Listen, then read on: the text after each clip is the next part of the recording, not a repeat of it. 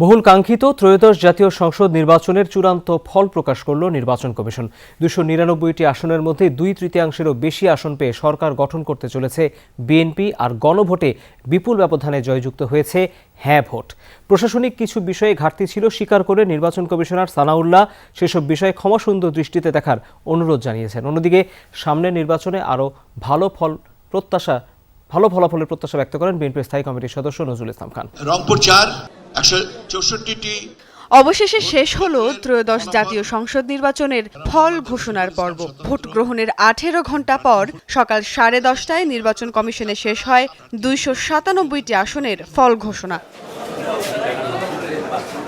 12 ফেব্রুয়ারি সকাল 7:30টা থেকে বিকেল 4:30টা পর্যন্ত সারা দেশে একযোগে চলে ভোট গ্রহণ। একজন প্রার্থীর মৃত্যুতে স্থগিত ছিল শেরপুর 3 আসনের নির্বাচন। আর প্রার্থীদের বিরুদ্ধে মামলা থাকায় চট্টগ্রাম 2 ও 4 আসনের ফল ঘোষণা স্থগিত রাখা হয়েছে।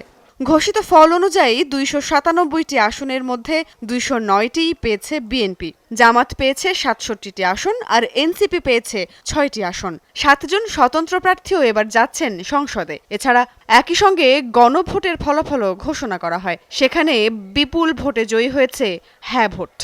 গেজেটগুলো একসাথে পাবলিশ হবে, একটাতে আলাদা আলাদা না, একটা অর্ডারে, একটা গেজেট অর্ডারে এটা পাবলিশ করা হবে। আমাদের প্রস্তুতি আছে। আমরা এখন ওই লিখিতভাবে যে সাইন পেপারটা পেলেই আমরা কাজটা শুরু করব। চিটাগংয়ের 2টা আসনে আপনার যে ভোটের সেটাকে আমরা পার্সেন্টেজে হিসাব করি নাই, কিন্তু গণভোটের উপরে যেহেতু নিষেধাজ্ঞা নাই, মাননীয় আদালতের কোনো নির্দেশনা নাই, সেজন্য গণভোটের তাদের পার্সেন্টেজটা ইনক্লুড করা আছে।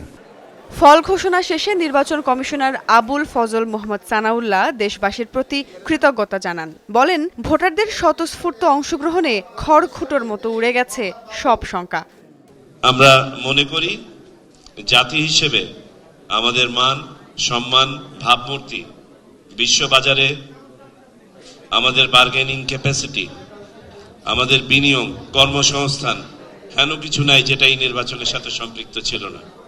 ফল ঘোষণার পর তাৎক্ষণিক প্রতিক্রিয়ায় বিএনপির স্থায়ী কমিটির সদস্য নজরুল ইসলাম খান নির্বাচনে দলের বিপুল বিজয়ে সন্তোষ প্রকাশ করেন। 2/3-এরও বেশি আসনে বিএনপি বিজয়ী হয়েছে এবং বিএনপির সঙ্গে যারা যুক্ত ছিলেন জোটে তাদেরও অনেকেই বিজয়ী হয়েছেন। কাজে আমরা মনে করি যে এর মাধ্যমে জনগণ আগামী 5 বছর বাংলাদেশের জনগণের কল্যাণের দায়িত্ব তারা বিএনপি এবং বিএনপির নেতা জনাব তারেক রহমানের উপর অর্পণ করেছেন।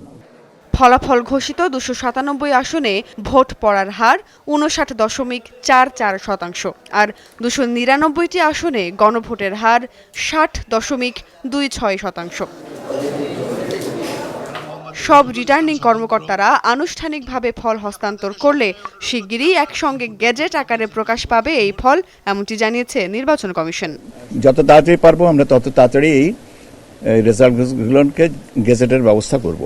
সুমাইয়া ঐশী, যমুনা নিউজ, ঢাকা। দাঁত কি ডিটারজেন্ট দিয়ে মাজেন? তাহলে ডিটারজেন্ট কিভাবে টয়লেটকে ঝকঝকে পরিষ্কার করবে? তাই বেস্ট এভার হারপিক ডিটারজেন্ট না, বেস্ট এভার হারপিক নিন।